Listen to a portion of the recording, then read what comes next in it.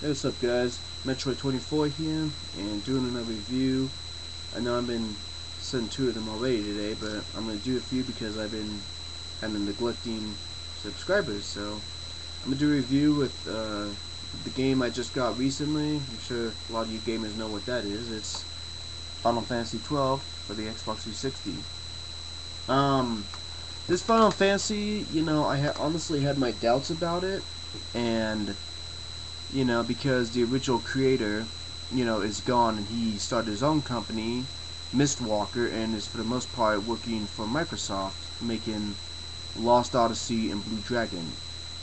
But thankfully, they made the last one they made, Final Fantasy 12, kind of really lagged. It wasn't that great a game. I just couldn't get into it, and that really hurts me to say because I've been a big Final Fantasy fan since I started playing when I was a kid.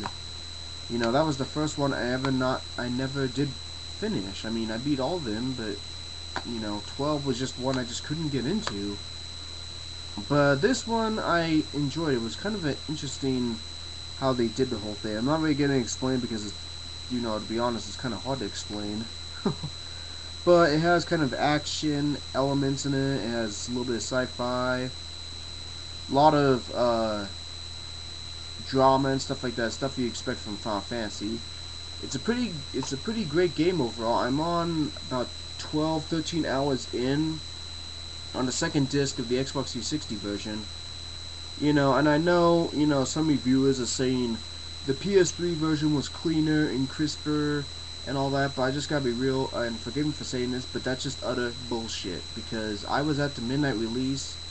I was playing them both alongside 26-inch Samsung and Sony monitors, playing both the PS3 and the 360 version, and there was no comparison. They both look great. They both looked amazing and everything. They were 1080p TVs, and they both looked amazing. There was nothing wrong with the video quality. There's nothing wrong with the game quality. The only thing that's different is the Blu-ray, is the fact that the PS3 has one disc and the 360 has one, two, and three. Sorry. Where the hell is it? Oh, there you go. Sorry. Three.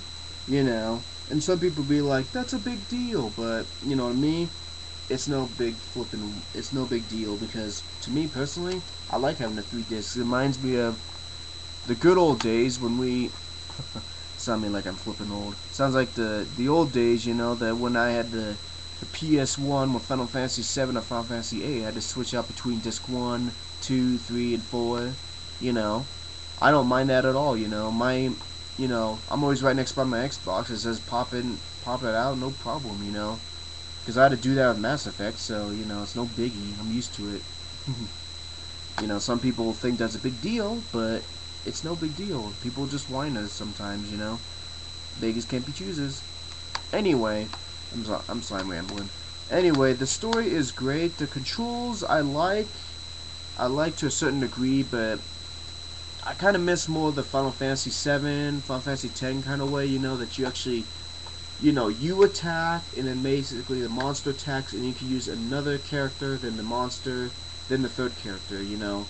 This, you have to basically just use whoever's in charge and let the other two people follow your lead. And I appreciate the idea of going something new, but it was just kind of silly because I had to wait like 4 hours to use Hope and Vanille and all that, and I was like, I don't want to wait that long. I want to test their abilities out, see what they're about. Or I can't even remember the guys, Zaz, the brother with the afro with the little chocobo in his head. I wanted to test him out, and all I had to use was lightning and snow. And as much as I admire the abilities, I want to switch it up a little bit, and unfortunately I couldn't do that until like the end of the first disc, and that was just kind of, irritating to me. Maybe it's just me, but I don't know. And the second thing is, basically they always have your team splitting up, and I really hate that, because if you remember, Final Fantasy 7, Final Fantasy 8, 10, 10-2, they always stuck together and they always made the story more interesting. But they always have all the big team always split up in teams of 1 or 2, or if you're really lucky, and I do mean really lucky, 3. You know, and that's just a pain. You know, especially fighting all these harder bosses and stuff over time. It's a real just pain in the ass, and the story just doesn't develop as well as it should have. I see they're trying to go in that concept, and I appreciate that, but tell you from me, Square Enix, stick to your roots, man. That's where your best strengths lie. But, all that aside, the CG animation is great. The audio is nothing less than Final Fantasy quality, It is just great music. I had my doubts again, but they were misplaced once again. The graphics were great, walking around. The other thing that's kind of sad to me, that I felt was kind of sad, was I enjoyed this fun. This was the fun I enjoyed, was looking for those treasure chests and like Final Fantasy 7 and 10, finding the extra stuff. But not so much on this one, because they're really easy to find. They're just these little orbs floating around that you can see very easily, guarded by 2 monsters. You beat them, you pick it up, it's nothing special, then you move on. It's kind of linear. I agree with the reviews that they said the environments were kind of small. It was always just a one-track mind, or one-pace mind, if you will. But yeah, a few things they should have fixed, but, And the last thing is, I'm kind of disappointed. I'm not complaining, but I'm kind of disappointed, is I feel this game isn't giving me a super challenge as far as Final Fantasy should, Final Fantasy 7 was very challenging, the longest game I ever played, 100 plus hours. Final Fantasy 8 was, it was an awesome game, but the story was too easy. 9 was okay. 10 was another long one, about 80 hours. And 10-2 was pretty long too. 12 I didn't even finish. And 13, I'm on about 13 hours, and I'm already on the second disc. I just feel that's, I just hope the first disc was short, because if it's any shorter like that, then it's going to be a quick and easy game to beat. And I'll be kind of disappointed, for my money's worth.